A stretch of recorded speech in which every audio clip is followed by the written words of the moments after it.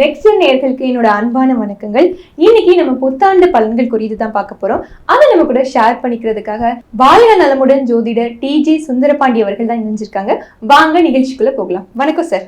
வணக்கம் மேடம். எப்படி சார் இருக்கீங்க? சூப்பரா இருக்கு. ஓகே சார், இன்னைக்கு நம்ம தமிழ் நியூ இயர் பத்தி பேச போறோம். ஏன் இது இவ்வளவு ஸ்பெஷலா பாக்குறாங்க எல்லாரும்? தமிழ் புத்தாண்டுன்னு ஒரு ஆரவாரம் இருக்கு, எதுக்காக சார்? இது கேள்வியை எப்படி சொல்றது? ஆக்சுவலா நம்ம இருக்குது தமிழ்நாட்டுல, நம்மளுடைய தமிழர்கள் இல்லாத நாடே கிடையாது. கண்டிப்பா எல்லா நாடுகள்லயுமே ஒரு அதாவது சொன்னா இருக்காங்க, மக்கள் இருக்காங்கன்னா அது நம்மளுடைய தமிழர்கள் தான்.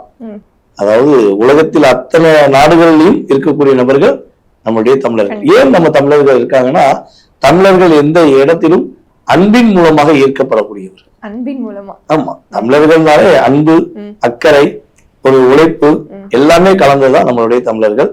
சோ அப்படிப்பட்ட தமிழர்கள் ஆகிய நம்ம எப்போதுமே பாத்தீங்கன்னா தமிழ் புத்தாண்டுனாலே ஆட்டோமேட்டிக்கா ஒரு எனர்ஜி கிடைக்கும். அது கிரியேட் ஆயிரும். ஆமா, ஆட்டோமேட்டிக் எனர்ஜி. ஏன்னா நவகிரகத்தின் நாயகன் என்று சொல்லக்கூடிய நம்முடைய சூரிய பகவான் மேஷ ராசிக்குள்ள, அதாவது காலச்சக்கரத்துக்கு முதலிடம் மேஷ ராசி, நம்முடைய மேஷ ராசிக்குள்ள சூரியன் நுழையும் காலமே சித்திரை மாதம் தமிழ் புத்தாண்டு.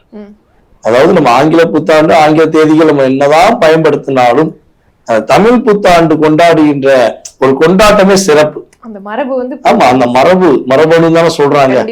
எங்க எப்படி இருந்தாலும் மரபணு சோதனை தான் எங்குமே நடக்குது. அந்த மரபணு கூடிய விஷயங்கள் தமிழ் புத்தாண்டு நம்மளுடைய எனர்ஜி பவர், அதான் சூரியன் அங்கதான் உச்சம் அடைகிறார்.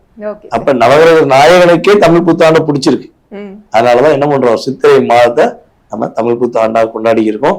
சோ இந்த புத்தாண்டு என்பது நம்முடைய நேயர்கள் அனைவருக்குமே, உலகெங்கும் இருக்கின்ற நம்முடைய நேயர்கள் அனைவருக்குமே புத்துணர்ச்சியும் மகிழ்ச்சியும் இருக்கக்கூடிய ஒரு சிறந்த ஆண்டாக உறுதியா இருக்கும். கண்டிப்பா சார். சரி, இப்போ மீன ராசி நேயர்கள் பத்தி பேச போறோம். கடைசி ராசியா தான் இருக்காங்க, பட் இவங்களுக்கு எப்படி சார் இருக்கு நியூ இயர்? பொதுவாகவே பாத்தீங்கன்னா காலச்சக்கரத்துக்கு 12ஆம் இடம். மிகப்பெரிய பொறுமை, நிதானம், அக்கறை, அறிவு, பாசம் எல்லாத்துக்கும் உயர்ந்த நிலையில் இருக்கக்கூடிய சொந்தக்காரங்க நம்மளோட மீனராசிக்காரங்க. ஆனா தற்போது பாத்தீங்கன்னா கிட்டத்தட்ட 12ஆம் இடத்துல சனி பகவான் இருந்தாரு. இப்ப ஜென்மத்தில் சனி வந்திருக்காரு. கிட்டத்தட்ட ஒரு 3-4 வருட காலமாக எல்லா விஷயங்களிலும் தன்னை இழக்க வேண்டிய சூழ்நிலை, தன்னுடைய பொருளாதாரத்தை இழக்க வேண்டிய சூழ்நிலை, குடும்பத்தை விட்டு வெளியே தள்ளி இருக்க வேண்டிய சூழ்நிலை, 4 வருட காலமாக ஒரே வீட்டுல நான் இருந்தேன் அப்படின்னு சொல்லக்கூடிய அமைப்பு மீனராசிக்காரங்களுக்கு கிடைக்கல. ஒரு குடும்பம் அங்க இருக்கும், இவங்க இங்க இருப்பாங்க. ஏதோ ஒரு சூழ்நிலையில மாறி வர வேண்டிய சூழ்நிலை கடந்த காலம் நடந்துச்சு. ஆனால் இப்ப நம்மளுடைய குரு பகவானுடைய அற்புதமான பார்வை மூலமாக தமிழ் புத்தாண்டு மீனராசிக்காரங்களுக்கு மீளா துயரத்திலிருந்து மீண்டு மகிழ்ச்சி, சந்தோஷம், ஒரு நிம்மதியான தூக்கம், அதாவது நிதானமான சிந்தனை, பொருளாதாரத்தில் வெற்றி என்ற அத்தனை விதமான விஷயங்களும் அற்புதமா கிடைக்க போகுதுன்னு சொல்லலாம். ஓகே சார், எனக்கு பொதுவாகவே மீன ராசினியர்கள்னா கேட்கக்கூடிய ஒரு கேள்வினா, காதல் எப்படி இருக்கு சார், கல்யாணம் எப்படி சார் இருக்கு சார்னு கேட்பாங்க. அவங்க சொல்லிடுங்க சார். பொதுவாக பாத்தீங்கன்னா மீனராசிக்காரங்களுக்கு காதல் திருமணம் முடிக்கக்கூடிய பாக்கியம் இந்த காலகட்டங்கள் இருக்கு. ஏன்னா மீனராசிக்காரங்க எல்லாருக்குமே பிடிக்கும். ஏன் பிடிக்கும்னா, சுக்கிரன் இந்த ராசிகளை உச்சமுடையில. சோ இவங்க கூட இருந்தா ஆட்டோமேட்டிக்கா பொருளாதாரம் இயங்கும் தெரியும். இவங்க கூட இருந்தா சந்தோஷம் நிலைக்கும் தெரியும். இவங்க கூட இருந்தா நம்ம எல்லா விஷயத்தையும் சமாளிச்சலாம் தெரியும். சோ அப்ப மீனராசி பெண்களையும் சரி, மீனராசி ஆண்களையும் மற்றவர்கள் கரெக்டா கேட்ச் பண்ணி கொண்டு போயிடுவாங்க. சோ அப்ப அவங்களுக்கு நன்மை, இவங்க நன்மை கஷ்டம். ஆனா இனிமே இவங்களுக்கு நன்மை, இவங்களுக்கு மகிழ்ச்சி என்ற செயல்பாடு உண்டு. காதல் திருமணம் முடிக்கணும் காத்திருப்பவங்க கட்டாயமா காதல் திருமணம் முடிப்பதற்கான பாக்கியம் இருக்கு. அதனால காதல்ல வெற்றி என்பது மீனராசிக்கு எக்ஸட்ரா சொல்லிடலாம். அதனால கவலைப்பட தேவையில்ல.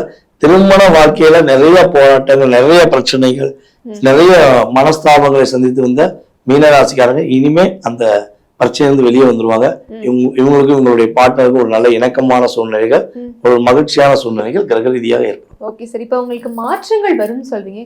இப்போ சில பேருக்கு வேற வீடு போகணும்னு ஆசையா இருக்கும், இல்ல வேற வேலை மாறணும்னு ஆசையா இருக்கும். அந்த காரியங்கள்லாம் இப்ப பண்ணலாமா சார்? பொதுவாகவே பாத்தீங்கன்னா 6ஆம் இடத்துல கேது இன்னும் அமர்ந்திருக்கிறார். கிட்டத்தட்ட கார்த்திகை மாதம் வரையும் கேது பகவான் அங்கதான் இருப்பார். சோ அப்ப கேது பகவான் இருக்கிறதுனால வேலையில ஒரு சிக்கல்கள், பிரச்சனைகளை கிட்டத்தட்ட அவங்க ரொம்ப நாட்களாக சந்திச்சுக்கிறாங்க. அதாவது 2025 மே மாசத்துல இருந்து இப்ப வரையும் வேலையில கடின உழைப்பு உழைக்காங்க. இவங்கள மாதிரி நேரம் காலம் எதுவுமே பார்க்காம உழைக்கக்கூடிய நபர்கள் எளிது.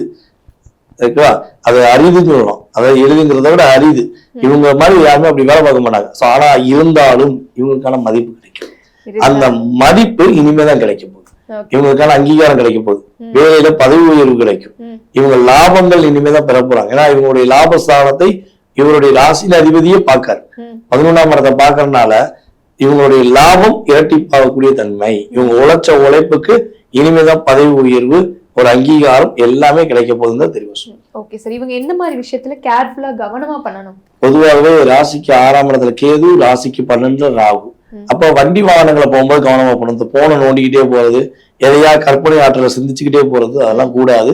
அதே போல பாத்தீங்கன்னா வெளிநாடு வெளி மாநிலம் எல்லாம் பயணம் செய்ய போறீங்க, ஒரு வெளியூர் பயணம் செய்ய போறீங்கன்னா கரெக்டான டாக்குமெண்ட்ஸ் எடுத்து வச்சுக்கணும். ஏன்னா அந்த இடத்துல ஒரு சிக்கல் வரக்கூடிய வாய்ப்பு இவங்களுக்கு ஏற்படும், ஏதாவது ரிஜெக்ட் பண்ணிடுவாங்க. சோ அதுல கவனமா இருக்கணும்.